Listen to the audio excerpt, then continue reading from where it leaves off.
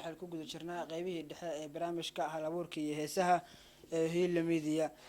Dabcan Cabdirashiid waxaan usoo noqonaynaa buugga aad markaasi waxaan usoo noqon doonaa buugga markaasi horumari dalkaaga hooyo aad u magac dartay, bal waxyaalaha aad uga hadlaysid bal haddaa noo sii dhex gashid.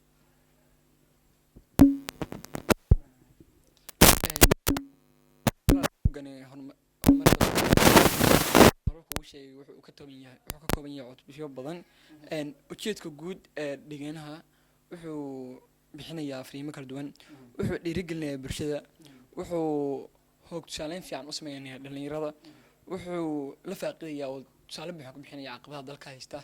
Sidoo kale nuxurka dhigana wuxuu soo saarayaa dhalin ku midaysan dalkooda Soomaaliyeed, dhalin ku teedsan higsanaysa horumar inay sameyso.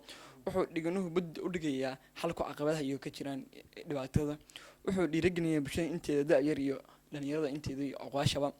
intaas iyo in kale oo fara badan buu dhiganaha ka turjumayaa. sidoo kale wuxuu bixinayaa cutubada ku jira cutub la yiraahdo ka hadlaya dhalinyarada. cutubkaasi wuxuu dhalinyarada kula hadlayaa qayb bulshada sida muhiimka ay ugu tahay. wuxuu dal qurux iyo xadaarada gaaraa marka ay dhalinyaradu dhisan tahay. sidoo kale dhalinyaradu waa laf dhabarta bulsho kasta, waana keedka dhabta ee ummad walba haysato, habboon in si fiican looga faa'iideysto. halkaas waa halkan dhalinyarada.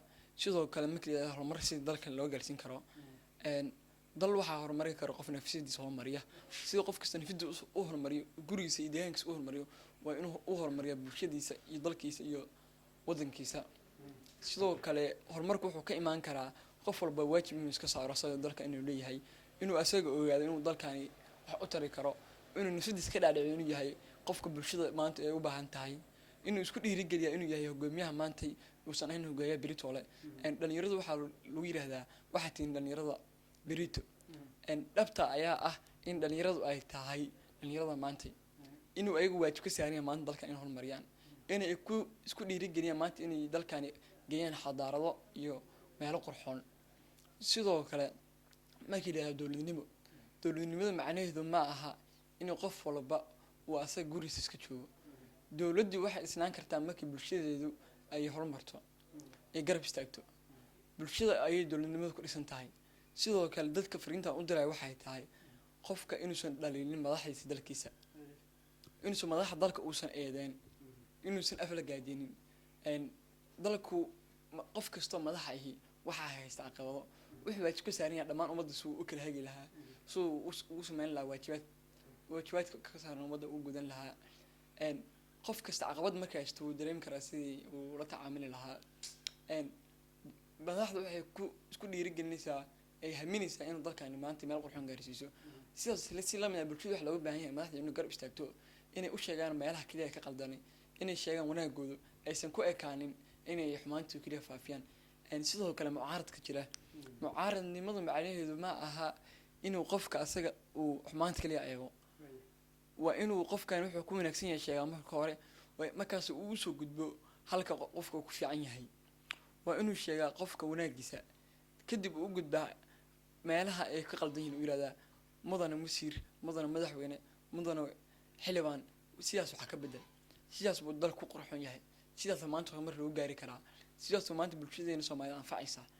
maaha inuu afalgaado iyo waxyaabo lamid ah uu faafiyo. waayahay marka xaggaas uga soo noqono, yaa kugu dhiirigelinayay inaad buuggaasi alshan aad qorto oo harkuu heelku maanta taagan yahay soo gaarsiiyey aad ka xusi kadhaa?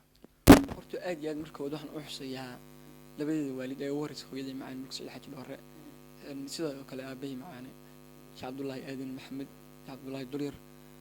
ogahay labadaas qof ama waalidkay sida igu garabsiiyeen noloshaan qurxoon, ay nagu garabsiiyeen horumarkan iyo hiiskan maanta aan joogo.